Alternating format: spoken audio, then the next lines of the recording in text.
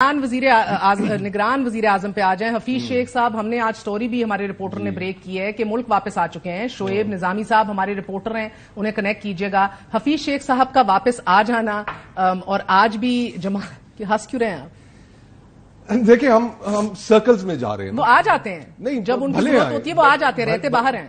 بھلے آئے. اس میں اہم سوال یہ ہے، مہر 2018 کے انتخابات میں جسٹس ناصر الملک وزیر اعظم بنے کیئر ٹیکر، بہت اچھی شہرت کے حامل تھے، بہت اچھے چیف جسٹس رہے، اپ رائٹ جج تھے. 2018 کے الیکشن میں ہم نے آر ٹی ایس فیل ہوتا دیکھا نا، ری پول ریگنگ بھی دیکھی، جو سارا کا ساری ریاست عمران خان صاحب کو الیکشن جتانے پہ لگی ہوئی تھی. تو نگران وزیر اعظم نے کیا کر لیا؟ تو ہم کیا توقع لگا کر بیٹھے؟ اس میں صرف اتنا ہونا چاہیے کہ ایسا شخص نہیں ہونا چاہیے. وائی حفیظ شیخ؟ آپ ان کے ساتھ سب کام کر چکے ہیں. He is evergreen finance minister. No, he is got experience. Pakistan اس میں تو کوئی شک نہیں ہے کہ ایک فائنینشیل کرائسس سے گزرا ہے. اسٹیبلائزیشن میں بلیو کرتے ہیں، کنزرویٹو آؤٹ لک رکھتے ہیں، not pro growth, pro privatisation. These are all the things go in his fever.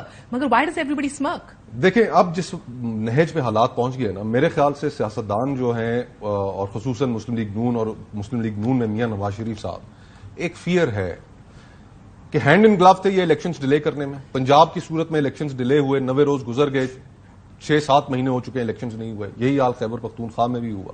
اب وفاق میں جب یہ خود مل کے یہ کرمنل ایکٹ پرفارم کر رہے ہیں، آئین کو ابینس میں ڈال رہے ہیں، آئین کی واضح شکوں پہ عمل نہیں کر رہے، الیکشنز کو ڈیلے کر رہے ہیں، تو ان کو خطرہ ہے. ووٹ کو عزت دے رہے ہیں. ان کو خطرہ ہے کہ یہ مکمل طور پہ ہمارے ہاتھ سے گیم نہ نکل جائے. اس لیے سیاستدان ہونا چاہیے. پھر ابھی نام اور بہت چل رہے ہیں، اسی لیے شاید ڈار صاحب کا نام بھی. مجھے اگر آپ اجازت دیں، میں شعیب نظامی ہمارے رپورٹر ہیں، quickly just to take his feedback. Shoaib, thank you very much indeed for joining us. آپ نے بڑی خبر آج ہمیں دی. حفیظ شیخ صاحب ویسے ہی چہل قدمی ٹہل کے لیے آئے ہیں، ملاقاتوں کے لیے آئے ہیں، یا کوئی اہم منصب سنبھالنے کے لیے آئے ہیں، دل میں امیدیں رکھے آئے ہیں؟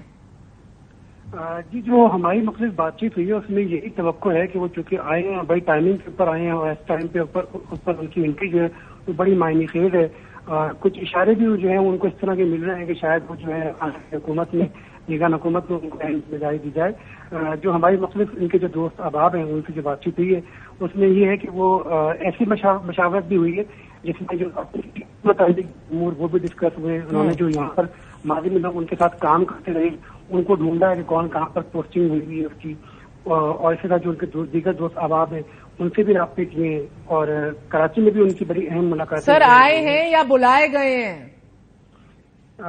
جی، میرا خیال ہے کہ شاید بلائے گئے ہیں، کیونکہ عموماً جو ہے وہ دبئی میں رہتے اور بہت کم پاکستان آتے ہیں. جب جو ان کو کام دیا جاتا ہے وہ کر کے پھر ایک دم سے غائب ہو جاتے ہیں. اور بظاہر لگتا بھی ہے جو آئی ایم ایف کے، چونکہ ہم اس وقت پروگرام میں اور باؤنڈ ہیں آئی ایم ایف کے پروگرام کے ساتھ، تو ہمیں کوئی جو ہے وہ توقع ہے شاید کو آئی ایم ایف کا جو پروگرام ہے وہ باؤنڈ کرے گا پاکستان کو کہ تمام کے تمام جو ہم نے وعدے کیے آئی ایم ایف سے ان پر امپلیمنٹیشن ہو. وہ امپلیمنٹیشن جو ہے وہ کوئی ایسے بندہ کر سکتا ہے جو کہ معاشی ماہر ہو، اور یہ ویسے بڑے جو ہیں وہ کنجوس مشہور ہیں اپنے زمانے میں. یہ ایک پیسہ بھی خرچ کرنے کو، سرکاری پیسہ جو ہے اس کو کفایت شعاری میں بڑے مشہور ہیں، بہت ہی کم خرچ کرتے ہیں اور چیزوں کو بہت سوچ سمجھ کے چلانے کے جو ہے وہ ایکسپرٹ ہیں. بہت بہت شکریہ شعیب، تھینک یو ویری مچ. ہم نے بات کی سلیم مانڈی والا صاحب سے بھی کہ کیوں آپ کے ملک کو، جس آئی ایم ایف کا ذکر ہمارے رپورٹر شعیب کر رہے تھے اور جس پروگرام کے اوپر ہمارا ڈٹ کے گامزن رہنا اتنا کلیدی ہے کہ اگلا نگران وزیر اعظم ایک اکانومسٹ ہونا پش کیا جا رہا ہے، اس کے اندر تاخیر اور اس کی بھاری قیمت جو عوام کو ادا کرنی پڑی، اس کے پیچھے وزیر خزانہ کی اسحاق ڈار صاحب کی تاخیری حربے تھے. ان کا لیتو لال سے کام لینا تھا مگر کوئی اکاؤنٹیبلٹی نہیں ہوئی. اس کے بالکل برعکس مانڈی والا صاحب ہم نے دیکھا کہ ان کا نام بھی کیئر ٹیکر وزیر اعظم کے طور پہ پہنچایا جا رہا ہے. تو مجھے بتائیے سر کہ پالیٹکس کب تک کھیلی جائے گی ہماری معیشت کے ساتھ اور اکاؤنٹیبلٹی نہیں ہوگی؟ There has been no accountability of Dar صاحب. بالکل، میں آپ سے مہر ایگری کرتا ہوں، آپ بالکل صحیح کہہ رہی. دیکھیں، میں شروع سے ہمیشہ یہی کہتا ہوں کہ اکانومی کے ساتھ ہمیں پالیٹکس نہیں کھیلنی چاہیے، اور ہمارا شروع سے پرابلم یہ رہا ہے کہ ہم اکانومی کے ساتھ پالیٹکس کرتے ہیں، اور جب تک ہم اکانومی کے ساتھ پالیٹکس کریں گے ہمارا حال یہی رہے گا.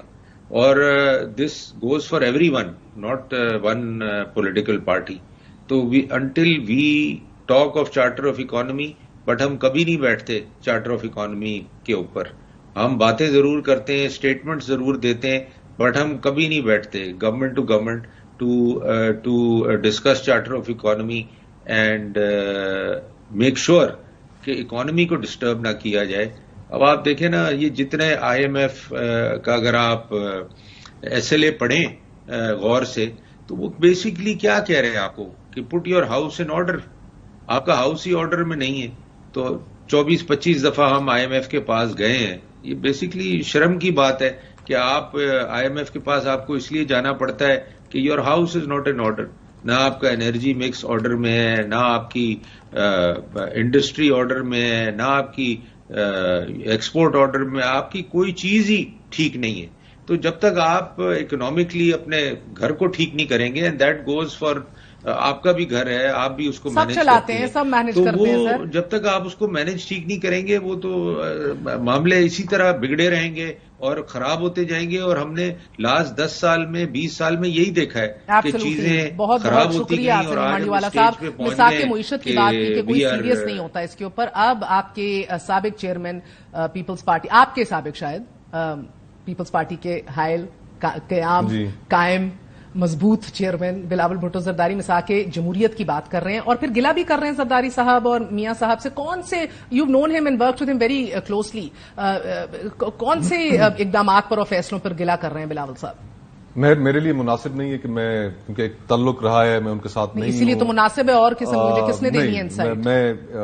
پولیٹیکل انسائٹ دیں sir. I am not asking you for any gossip ہے. نہیں, گوسپ میرے پاس ہے بھی کوئی نہیں. اتنا میں کہنا چاہوں گا کہ آخری دن انہوں نے بات کی اور جن چیزوں کی طرف انہوں نے توجہ دلائی, شاید وقت میں اگر 16 مہینے تھے حکومت کے پاس, پہلے توجہ انہیں دلانی چاہیے تھی. اور پاکستان کے جو مسائل ہیں اس میں واقعی اس کے علاوہ کوئی حل نہیں ہے کہ تمام سیاستدانوں کو بیٹھ کر آپس میں کچھ ریڈ لائنز طے کرنی ہوں گی. جس طرح سلیم مانڈی والے صاحب کہہ رہے تھے, ہمیں اکانومی کے اوپر کوئی کرنی ہوگی اور پھر سیاست کے لیے راستہ نکالنا ہوگا. اب آئی ڈونٹ نو کہ یہ بات میری لائیو جائے گی نہیں جائے گی, کیا پوزیشن ہے. آپ لائیو بیٹھے ہیں سر, کیوں ڈرا رہے ہیں ہمیں؟ نہیں, لیکن آگے پچھتاوت کیا ہو جب چڑیا چگ گئی کھیت. اس ملک میں لیٹ ان دی ڈے. ہاں, اس ملک میں جو اس وقت ایک پاپولر پولیٹیکل لیڈر ہے وہ جیل میں. مجھے ان کی سیاست سے اختلاف ہے, لیکن میں یہ نہیں چاہتا کہ سیاست کے اندر اختلافات اتنے آگے چلے جائیں. بھی نہیں چاہتے یہ, لیکن اب آ کے نہیں چاہ رہے نا. اب گزارش یہ ہے کہ ہم بہت سی چیزیں, ہمارے سامنے راستہ کیا تھا. ایک طرف فسطائیت تھی اور ایک طرف ہمارے اس ملک کے اندر جو آمریت کا ایک سلسلہ چلتا آ رہا ہے. تو اس کے درمیان سے آپ نے ایک جمہوری راستہ نکالنا تھا. اس جمہوری راستے کا یہ مطلب قطعاً نہیں تھا کہ آپ ان کے ساتھ بھی وہی رویہ اختیار کریں جو رویہ انہوں نے آپ کے ساتھ کیا, یہ جانتے بوجھتے ہوئے کہ آپ 90 کی دہائی کے اندر یہ ساری چیزیں خود فیس کر چکے ہیں اور اس کے نتیجے میں آپ نے پھر میثاق جمہوریت کیا. تو ہمارا جو عمل تھا, جس چیز کے اوپر میرا جو اختلاف تھا کہ ہمارا عمل فرق ہونا چاہیے تھا, ہمیں اس طرح نہیں کرنا چاہیے تھا اور اپنا کندھا نہیں پرووائڈ کرنا چاہیے تھا. بہت بہت شکریہ.